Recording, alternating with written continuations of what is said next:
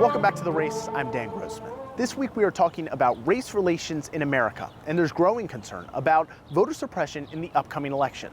Alexa Liaco is with one woman who is fighting to make sure her vote counts. Voter suppression is a real thing. And it comes in many forms. Long lines at the polls, voting machines not working. For thousands of voters, casting a ballot can seem more like a fight than a right. And it's something that we're becoming accustomed to, but I don't ever want us to get numb to it. For Takaro Combs, her battle to vote in Georgia started when she checked her registration before Election Day. An absentee ballot was processed out of that office on my behalf. But she didn't cast that ballot.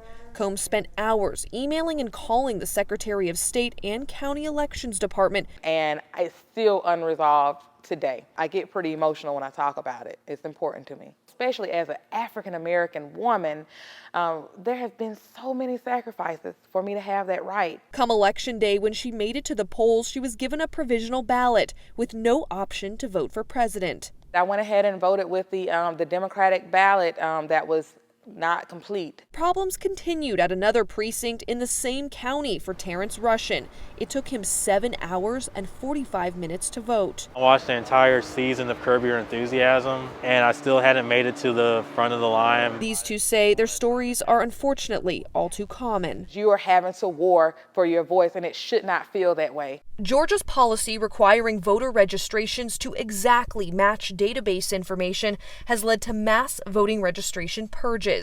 This years-long problem was added to by new voting machines in 2020. The Coalition for Good Governance, a nonprofit that analyzes elections, warned the state that a new system in an election year was reckless and could disproportionately impact minority voters. We have a problem with systematic racism. We have a problem with voter oppression. Please do not close your eyes and think that it's not your state, not your problem. If we turn a blind eye here, your state could be next. For The Race, I'm Alexa Liaco. What drives someone to hate someone else because of the color of their skin? Chris Stewart met up with a man who knows the answer to that question because he used to live a life of hate and now is trying to change the lives of people holding on to similar beliefs. Tattoos can tell you a lot about who a person is. It's been quite a journey for the tattoos that I have. Arno Michaelis still has one left from who he was. The one remaining racist tattoo I have is this, in between my fingers here. It says Rahowa in Norse ruins, which means racial holy war. As a teenager in the late 80s, he was a founding member of what became the largest racist skinhead gang in the world. The frontman for a white power metal band. At one point I had a swastika on this middle finger, specifically so that if people want to get in my face and they're hostile to me, I can show it to them. He preached hate and white supremacy, an ideology believed to have grown 55% since 2017 in the US. Believes that white people are different than everyone else and superior to everybody else and threatened by everyone else. For 7 years, that is who Arno Michaelis was.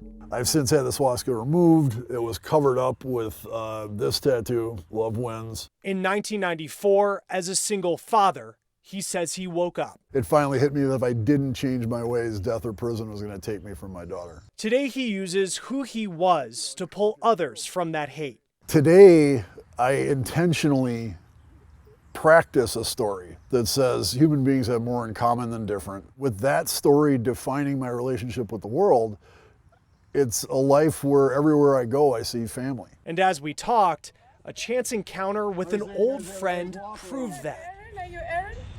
I'm Arno, actually. Arno, Carrie, right? You know Carrie?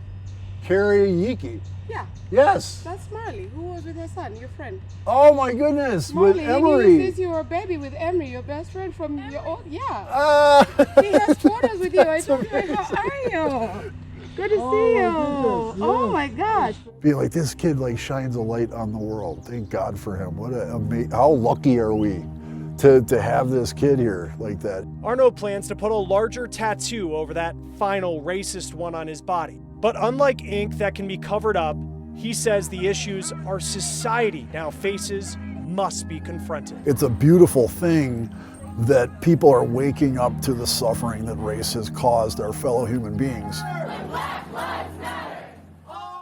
As Confederate monuments come down across the country, we take a look at a mountain dedicated to Confederate leaders, next on The Race.